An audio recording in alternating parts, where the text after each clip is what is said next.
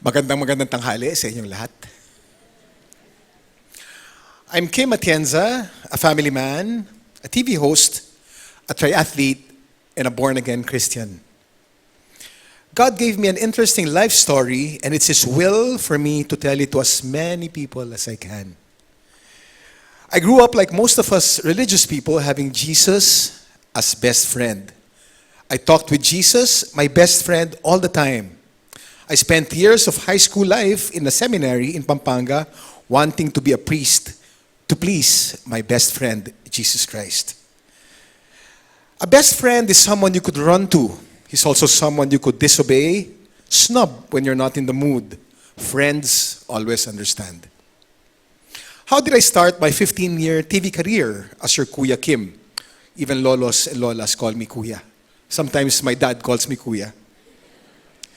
I always grew up wanting to be on television. I took up film and audiovisual communications in UP, not to be a director, not to be a filmmaker. I wanted to be a TV star. I'm not ugly. I'm not that handsome either. Si Kuya Kim, tamang-tama lang. To be on TV in the 80s, you had to be Richard Gomez or Aga Mulak. Bitin. So the TV career that I aspired for was elusive.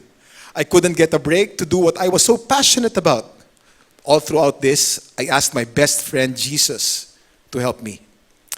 After college, I put my desire to be on TV on a back seat and embarked on a political career. I come from a line of Manila politicians, and my dad was mayor. I ran for city councilor of Manila. I was the top councilor for 9 years.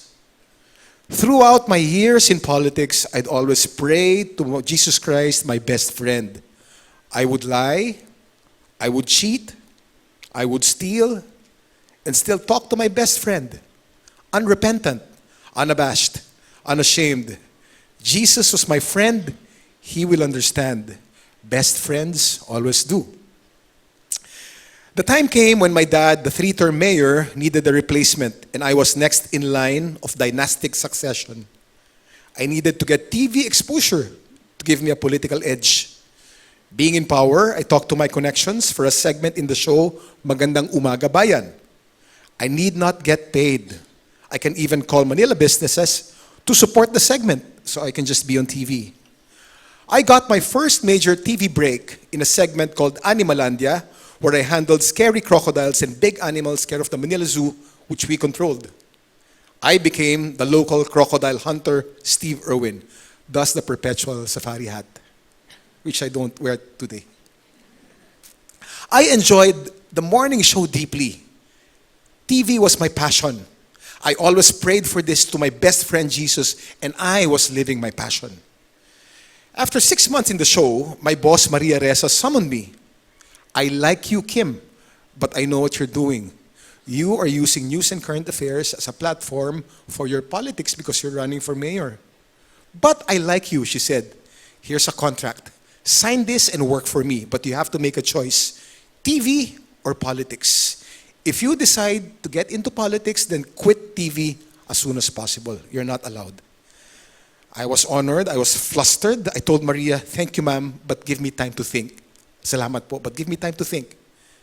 I prayed to my best friend, Jesus, I have to make a choice between my true passion and helping my family with our politics.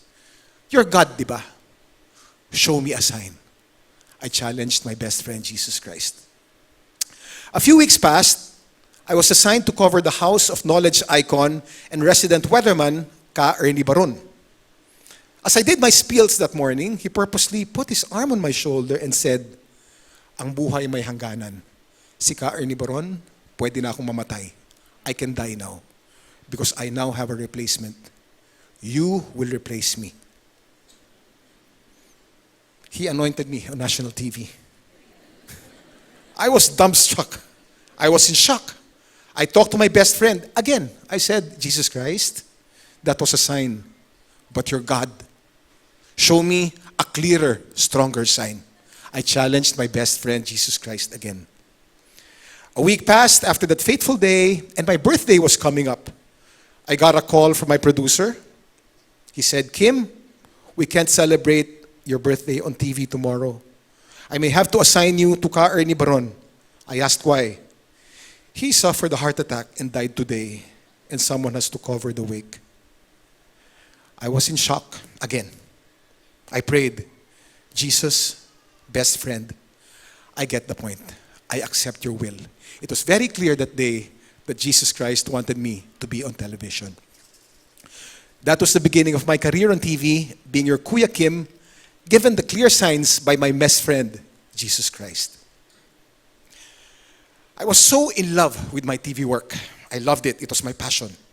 I was now ABS-CBN's resident weatherman and walking encyclopedia. I had 4 shows on TV. 3 of the shows were daily shows. I had a super hectic schedule and I hardly slept. I was finally a TV star. I enjoyed it thoroughly until that fateful day in August of 2010 when I suffered a stroke. I was brushing my teeth early morning and like a switch, my mind totally got erased. I didn't know where I was. I didn't know what was happening. I didn't even know my name. All I know in my head was there was something terribly wrong. I was rushed to the emergency room. Through all this, I was terrified even if my wife Felicia was by my side all the time. And I prayed to my best friend, Jesus Christ. I said, Jesus, don't get me yet.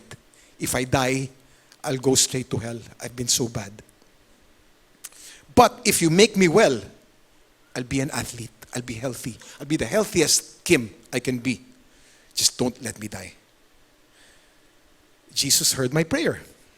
I survived the stroke. I struggled with cognition, speech, and language for a few months, but I fulfilled my promise to become fit. I became so fit that a year after my stroke, I ran my first full marathon, 42 kilometers, in Bordeaux, France. I was so good. I complemented my running with cycling and swimming. I became a triathlete. I ran fast, cycled fast, swam long open water distances confidently. I was so fit that 3 years after my stroke, I signed up for my first full Ironman race. A full Ironman is a 4-kilometer swim, followed by a 180-kilometer bike, followed by a 42-kilometer run, which I intended to finish in about 12 hours because I was so fit. The motto of Ironman is, I can. I can swim, I can bike, and I can run. I had this motto on my bathroom mirror, my phone, my shirt, and everywhere. It was my mantra. I said this to myself every time. I was training like a madman. One day, after a 6-hour biking session of 180 kilometers, I realized that I couldn't move my hands. My fingers were paralyzed. Being a stroke survivor, I went to my doctor as soon as possible. She assured me it was nothing. I went on with a 30-kilometer run program the next day, only to find out that I couldn't wiggle my toes. My feet were also paralyzed. I went back to my doctor and was given a 2-hour painful nerve test and a spinal tap, and my doc then said, Kim, we have to put you in ICU right now because you have a rare autoimmune disease called Guillain-Barré syndrome that causes total paralysis. It hits 1 out of 100,000 people randomly, and the cause is not known. By this afternoon, your diaphragm might get paralyzed, and we'd have to put a hole in your trachea so you can breathe. I was in shock. I was numb. I was confused. Yesterday, I was Iron Man. Now, I'm waiting to be intubated in ICU. That morning in ICU, I cried painfully to my best friend, Jesus. What are you trying to tell me? You gave me a stroke and then I got well. Now I'm at the fittest point in my life. You make me paralyzed. What's your message? What are you trying to tell me? I was emotional and I was in tears. In comes an old friend, Karen Davila, to visit. She shared, when Paul prayed to God to remove the thorn in his flesh that was constantly giving him pain, God's message to him was, my grace is all you need. My strength is made perfect in your weakness. It was that morning of August 2013 that I realized the motto of Iron Man, I cannot apply. How can I do anything in my power when I cannot even move my fingers or wiggle my toes? It was at that moment that it dawned on me, Iron Man's motto can never apply because I was totally powerless and His grace is all I needed. His grace is enough. All else is bonus. I recognize His power and my weakness, His fullness and my emptiness, my self-centeredness and His abundant grace. I finally got it. Not I can, but He can. All my life, Jesus was my best friend.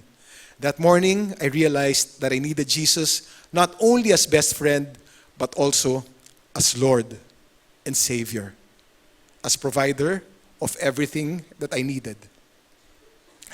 I then called one of my friends, Rica Paralejo, who I worked with in the morning show, and told her, tell Joseph, your pastor husband, to come.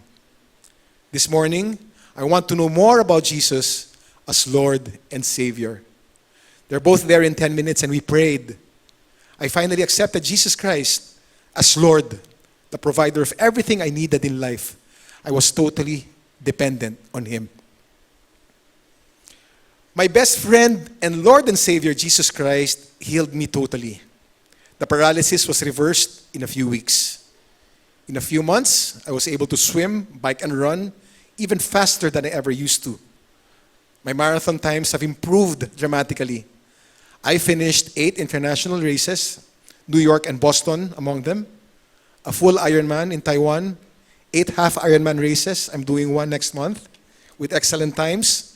Not because I can, but now, under Jesus' grace and guidance, I became a more loving and giving husband to my wife, Felicia, and a better father to my 3 kids, Jose, Eliana, and Eman. I also got totally rid of my addiction to pornography. But that's another story which I shall tell you some other time. I'm living a full and balanced life knowing where all the power comes from. Not I can, but He can. Let me end this with a Bible verse that has become my life verse as well. Philippians 4:13. I can only do this through Him who gives me strength. Not I can, but He can. Maraming salamat po.